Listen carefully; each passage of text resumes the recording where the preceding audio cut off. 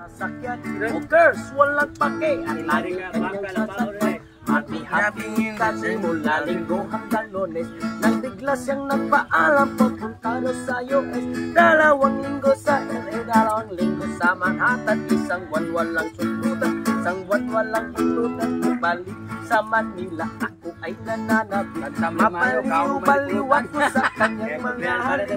Okay lang din maiwasan na mamiss paminsan-minsan. Pero pag kami nagkita, ano kinang di ko siya mapigilan, di ko siya ngak.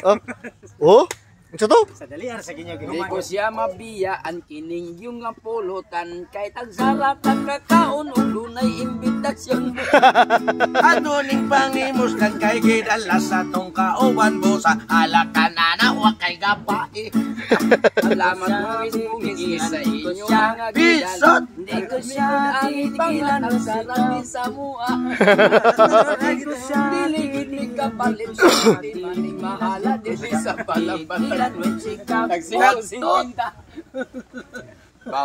Bahala na inyong kanta. Dahil, ningkamot po na siya dol kay naman si PHB, ayaw po nang ikong kuhan. Kana dol, siya kurma baga makakita siya eksakto. Masuting tani.